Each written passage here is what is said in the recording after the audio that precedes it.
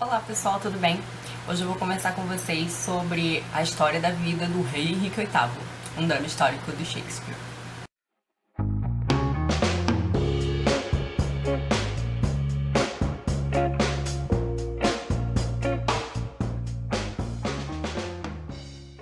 Bom, a vida do rei Henrique VIII é uma peça de 1614. O Shakespeare já estava aposentado quando ela foi escrita, né? Ele fazia parte da Lord Chamberlain.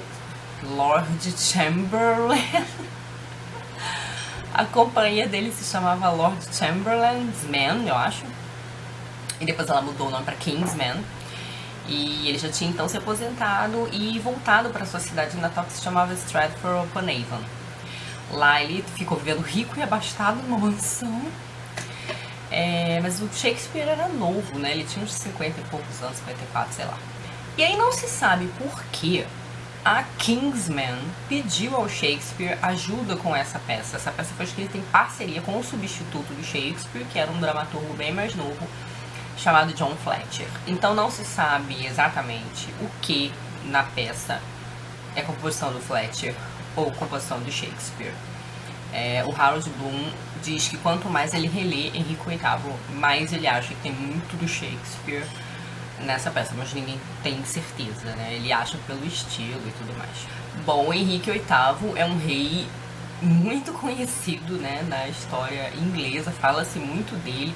Na nossa época, tem uma série de filmes e séries, The Tudors, os filmes sobre Ana Bolena, né, acho que é a outra, enfim, tem filme pra caramba e série pra caramba sobre o Henrique VIII. A história dele ficou famosa por algumas peculiaridades, né? Ele teve 6 esposas, 2 delas decapitadas. E ele rompeu com a Igreja Católica, né? Quando ele quis se divorciar da primeira esposa, da Catarina de Aragão. Então, ele, para poder fazer isso, já que a Igreja não o apoiava, a Igreja Católica, ele rompe com a Igreja, declara sua soberania sobre a Igreja, anula o seu casamento e aí então tem início o surgimento da igreja anglicana com os cardeais, os chanceleres lá que o apoiaram, né, os nobres que o apoiaram. Essa peça então ela vai falar basicamente do período do Henrique querendo divorciar da Catarina até o nascimento da Rainha Elizabeth, porque a Rainha Elizabeth, a Rainha Virgem, aquela do período glorioso elisabetano da Inglaterra, no qual viveu Shakespeare, ela é filha do rei Henrique VIII com a Ana Bolena. Então, não vamos ter rainhas decapitadas nessa peça. A peça termina no batizado da Elizabeth. Eu fiquei me perguntando se essa peça foi encomendada por algum motivo comemorativo, mas eu não achei isso nos meus livros. Só se sabe aquelas circunstâncias que eu comentei no início. Bom, então, a gente sabe que é difícil o Shakespeare, na época dele, as pessoas eram mortas por suspeita de traição, de conspiração.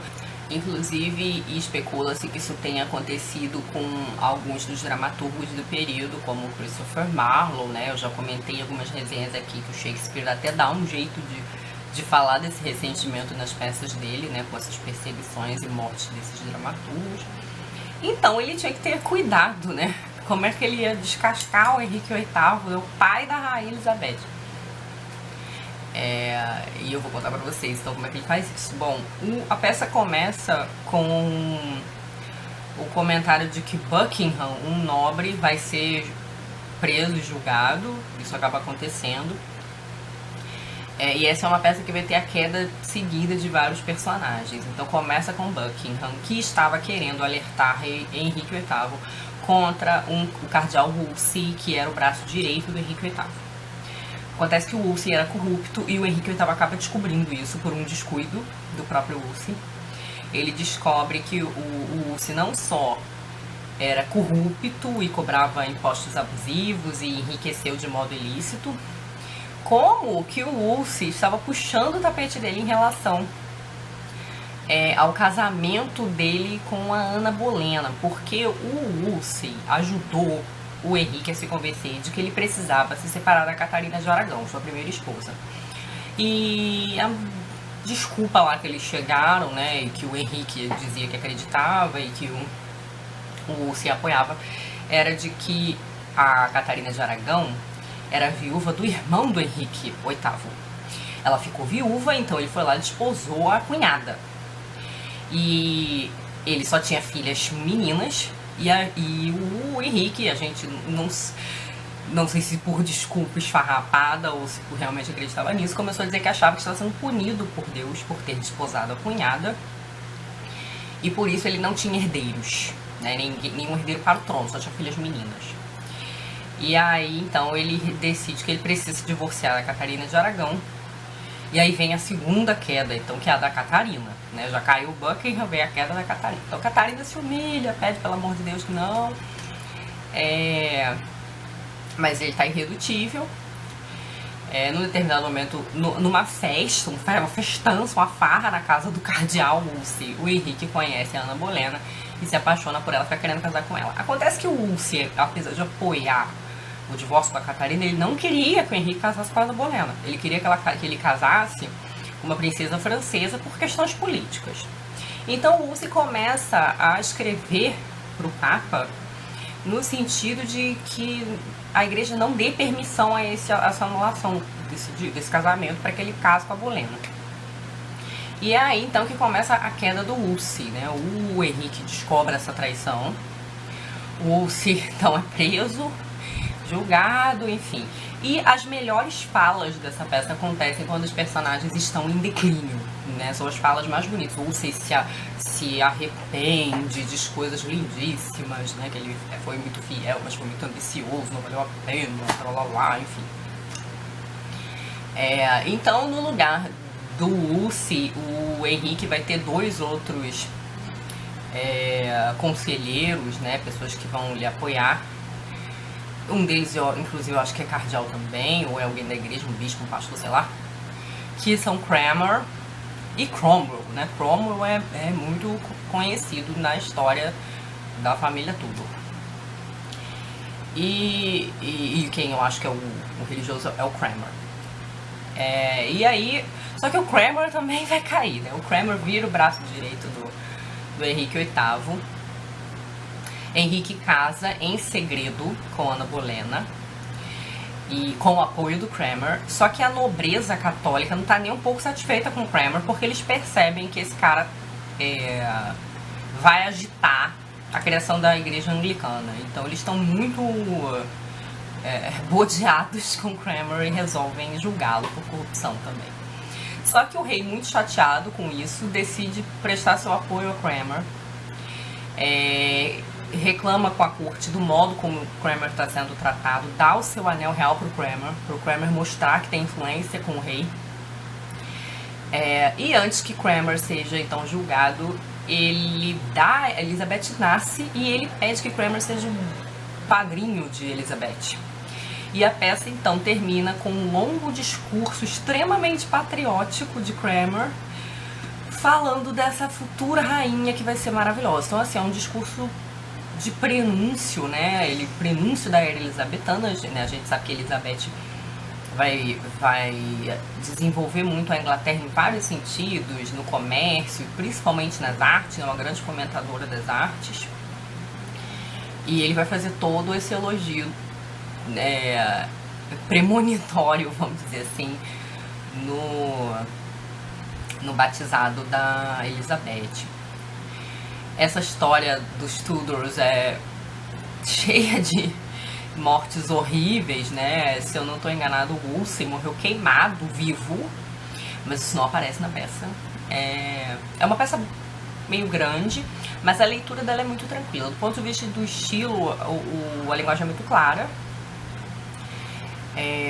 Não oferece nenhuma dificuldade, mas ela tem um quê de eloquência. As falas dos personagens são muito bonitas e, como eu falei, elas são mais bonitas no período do declínio. Então é Catarina no momento do declínio. Inclusive a Catarina tem um delírio, assim, ela fica muito doente, à beira da morte, tem um delírio, uma fala muito bonita.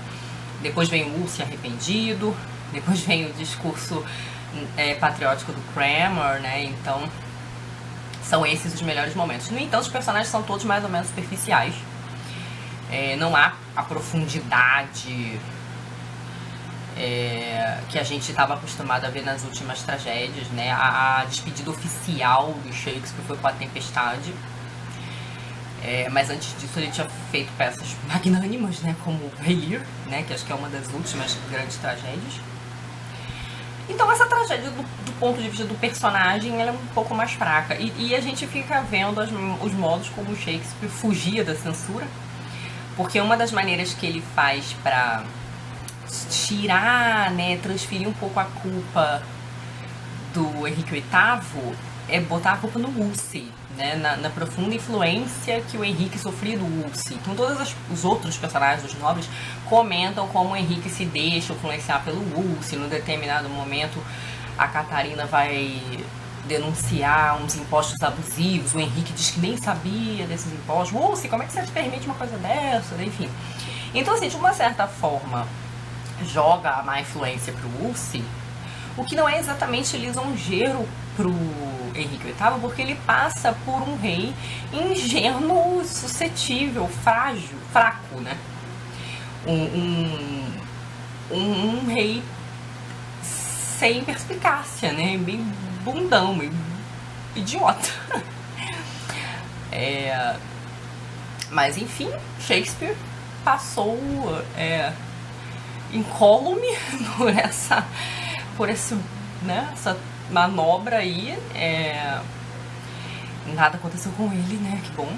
Mas é isso, né? Foi um drama histórico tranquilo de ler, tá? Os dramas históricos do projeto estão acabando, né? O próximo drama histórico eu acho que é Henrique VI, partes 1, 2 e 3.